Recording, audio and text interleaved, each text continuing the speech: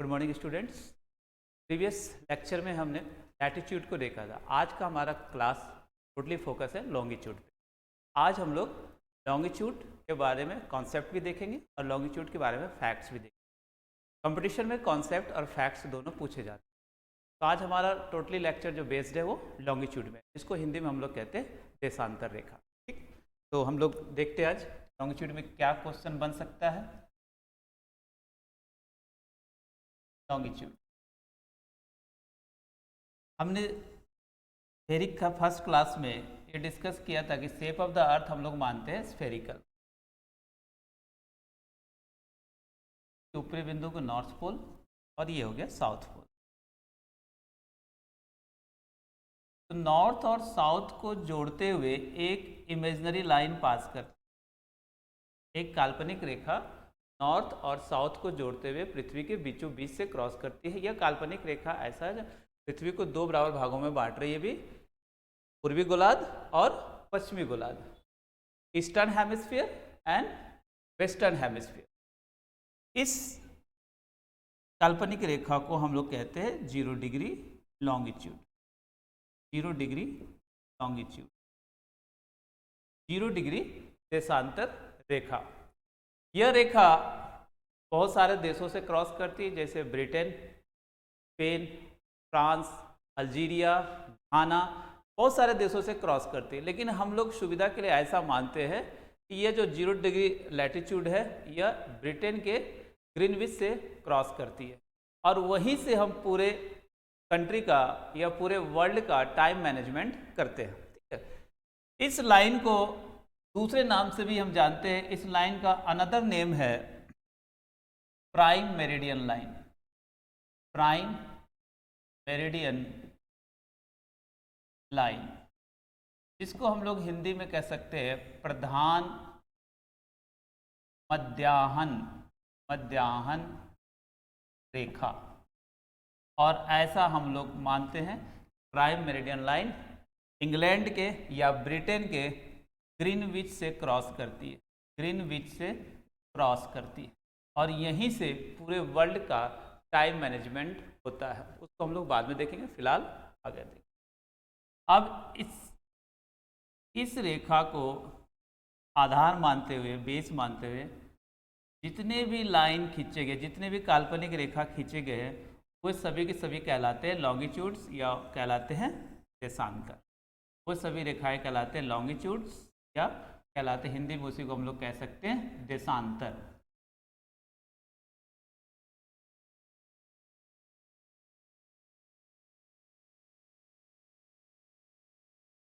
अब इस फिगर को हम लोग गौर से देखें।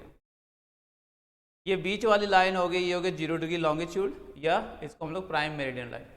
इसके राइट साइड ईस्ट और इसके लेफ्ट साइड वेस्ट।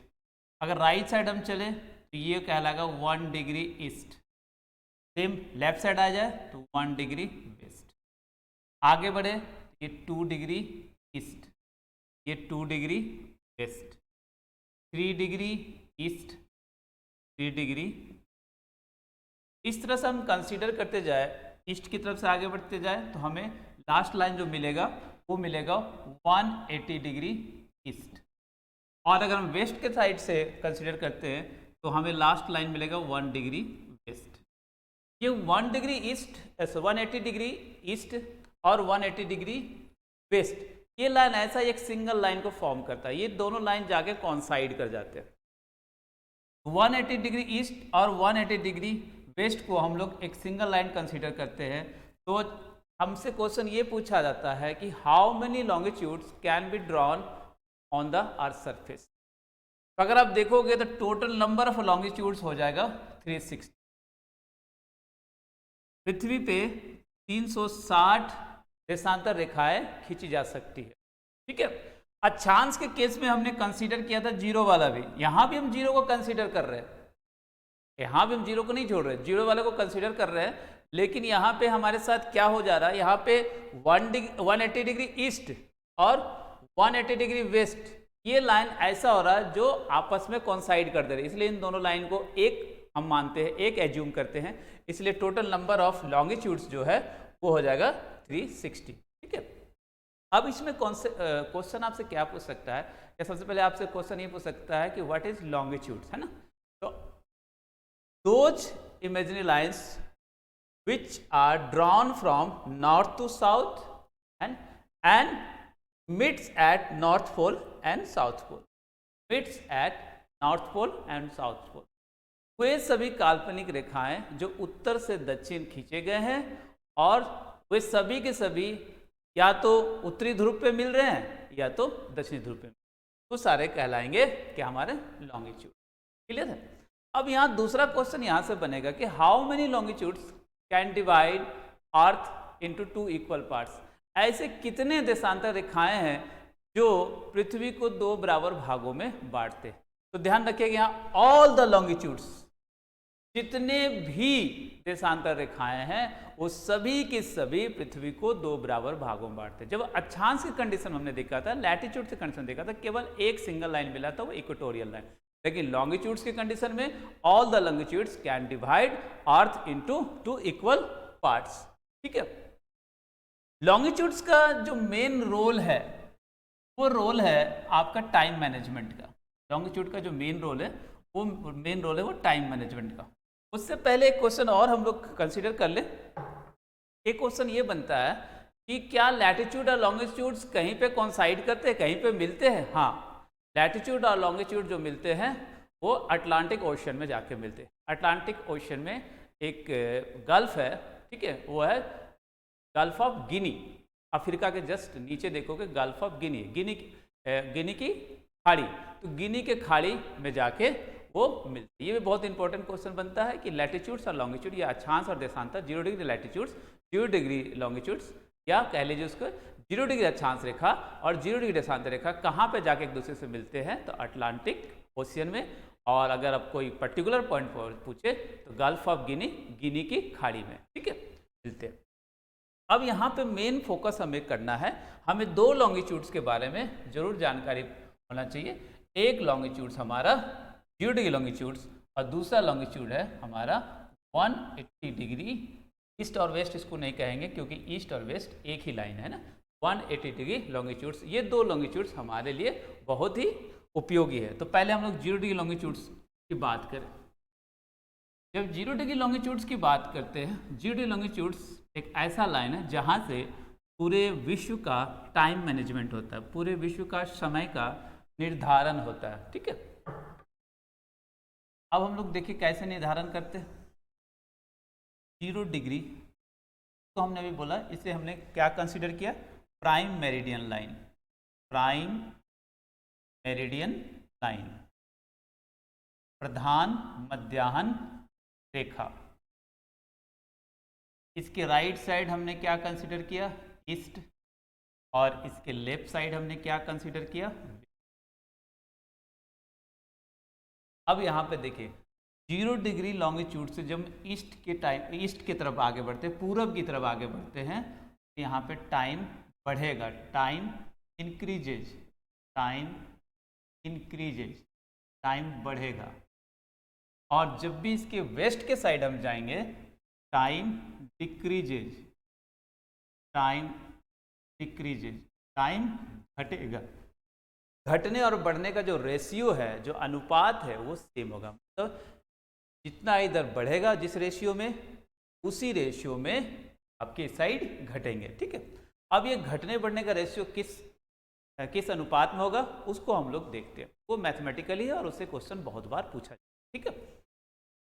तो हम ऐसा मानते हैं कि 24 घंटे में, 24 आवर में अर्थ अपने एक रोटेशन को कंप्लीट करता है। मतलब पृथ्वी अपने एक्सिस के चारों तरफ 24 घंटे में एक चक्कर, एक परिक्रमा पूर्ण करता है। ठीक है। 24 घंटे में एक साइकिल को कंप्लीट करता है या एक चक्र को कंप्लीट कर रहा है, और एक चक्र में कितने का एंगल बनाता है, 360 डिग्री। मतलब पृथ्वी 24 घंटे में 360 डिग्री को क्या करता है, कवर अप करता है। तो एक घंटे में कितना कवर करेगा वो, एक घंटे में कवर करेगा 360/24, 15 डिग्री। इट मीन्स यहाँ से हम यह देख सकते हैं कि हम 0 डिग्री से 15 डिग्री ईस्ट में जाएं, या 0 डिग्री से 15 डिग्री वेस्ट में जाए, 15 डिग्री वेस्ट में जाए, तो यहाँ पर अगर 15 डिग्री ईस्ट में जा रहे हैं तो टाइम 1 घंटा हमें आगे मिलेगा, टाइम 1 घंटा आगे मिलेगा। सेम रेशियो में इधर घटेगा, मतलब टाइम हमें 1 घंटा पीछे मिलेगा। इट मीन्स ये टाइम 1 घंटा आगे बढ़ेगा मिलेगा और ये टाइम 1 घंटा पीछे मिलेगा। अब इसको प्रैक्टिकली देखते हैं। सपोज करो कि ग्रीनविच में दोपहर के 12 बजे हैं और 15 डिग्री ईस्ट पे, 15 डिग्री ईस्ट पे कोई पॉइंट है या कोई कंट्री है और आपसे पूछा जाएगा कि 15 डिग्री ईस्ट पे कितना टाइम होगा, तो इस 1 घंटा जोड़ ले तो कितना बच जाएगा, यहाँ पे दोपहर के 1 बज जाएंगे, दोपहर के 1 बजेंगे।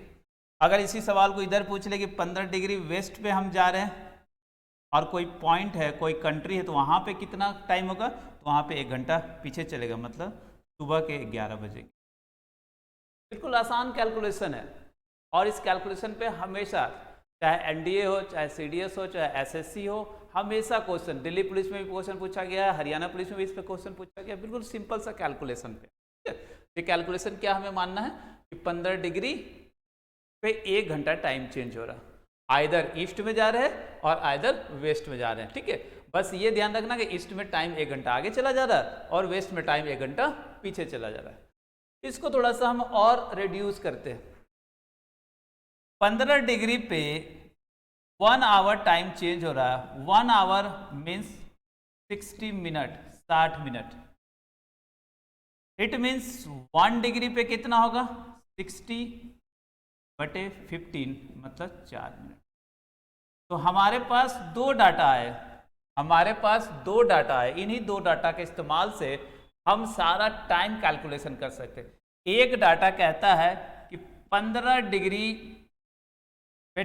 डिग्री पे आपका टाइम चेंज हो रहा है 1 आवर का, और एक डाटा कहता है 1 डिग्री पे टाइम चेंज हो रहा है आपका 4 मिनट का। आपसे ये कहीं भी कैलकुलेशन नहीं पूछा, किसी भी कंपटीशन में आपको ये कैलकुलेशन नहीं पूछने जा रहा है, ये केवल कॉन्सेप्ट है जो आपके दिमाग में, अगर मान लो बाई चांस आप कभी भूल गए कि कितने डिग्री पे कितना चेंज होता है, ये कॉन्सेप्ट आपको याद रखना है। ठीक है, लेकिन आपसे जो एग्जामिनेशन में पूछा जाएगा ये चीज पूछा जाएगा कि 15 डिग्री पे कितने टाइम का डिफरेंस पाया जाता है या 1 डिग्री पे कितने टाइम का डिफरेंस पाया जाता है, और इसी 2 डाटा के इस्तेमाल से आप कोई भी कंट्री का टाइम मैनेजमेंट कर सकते हैं। अब हम एक सवाल करके देखते हैं तो बहुत इजी वे में आप समझ जाओगे। तो एक हम सवाल करते हैं इस पे। सपोज करिए कि ग्रीनविच पे दोपहर के 3 बजे हैं।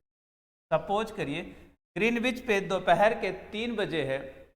एक कंट्री ईस्ट में है, कोई कंट्री है या कोई पॉइंट है ईस्ट में, वो कंट्री 66 डिग्री ईस्ट पे है, 66 डिग्री ईस्ट पे है, तो वहाँ पे कितना टाइम होगा, इस टाइम को कैलकुलेट करके बताए वहाँ पे कितना बजेगा। ठीक है, जब ग्रीनविच पे दोपहर के 3 बजे। तो देखो 66 को हमको सबसे पहले कैलकुलेशन क्या करना, हमें इस्तेमाल करना इन दोनों डाटा का, एक 15 डिग्री का और एक 1 डिग्री का। तो 66 को पहले हम 15 के मल्टीपल में तोड़ेंगे, है ना, 15, 30, 45, 60। तो इसको हम, इस डाटा को हम लिख सकते हैं 60 डिग्री प्लस 6 डिग्री। बहुत इजी कैलकुलेशन है। ठीक है, और इससे हर हमेशा क्वेश्चन पूछे जाते हैं। 15 डिग्री पे 1 आवर, तो 60 डिग्री पे 4 आवर, 1 डिग्री पे 4 मिनट, 6 डिग्री पे 24 मिनट। मतलब वो जो पॉइंट होगा वहां पे देखा जाए तो ग्रीनविच से वो पॉइंट जो ईस्ट में है 4 घंटे 24 मिनट आगे होगा।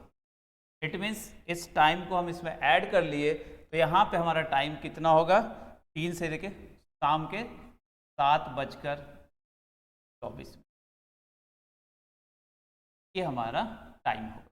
ठीक है, तो बहुत इजी वे में आप कहीं का भी आप टाइम मैनेजमेंट, किसी भी कंट्री का, केवल हमें पता होना चाहिए उस कंट्री का कितने डिग्री पे लोकेशन। ठीक है, एक चीज ध्यान रखिएगा और यहाँ पे कि जब भी टाइम मैनेजमेंट की बात करता है या टाइम निकालने की बात करता है तो लैटिट्यूड्स का कोई भी रोल नहीं होता उसमें, अक्षांश का कोई भी इन्वॉल्वमेंट नहीं होता। जब भी टाइम आपको कैलकुलेट करने देगा तो हमेशा उस चीज़ को आप देशांतर पे फोकस कीजिएगा, लॉन्गिट्यूड पे फोकस कीजिएगा, ठीक है। अगर आपसे क्वेश्चन इस तरह से पूछा जा सकता है कि एक ही लैटिट्यूड्स पे क्या सभी टाइम बराबर, हाँ, अगर सेम अलग अलग लैटिट्यूड्स पे भी, सॉरी, एक ही लैटिट्यूड्स पे अलग अलग टाइम हो सकते हैं, अलग अलग लैटिट्यूड्स पे भी सेम टाइम हो सकते हैं, ये चीज ध्यान रखें। तो लैटिट्यूड्स का कोई रोल नहीं है टाइम मैनेजमेंट में, टाइम कैलकुलेशन में या टाइम मैनेजमेंट, टाइम कैलकुलेशन या टाइम मैनेजमेंट में हमेशा लॉन्गिट्यूड का रोल है, ठीक है। ये हमारा लॉन्गिट्यूड का मेन जो है 0 डिग्री लॉन्गिट्यूड पे हम लोग फोकस किए। अब हमारा 180 डिग्री लैटिट्यूड्स है ना, 180 डिग्री लैटिट्यूड्स, बस उसमें छोटी सी बात हमें जानना है। 180 डिग्री लैटिट्यूड्स,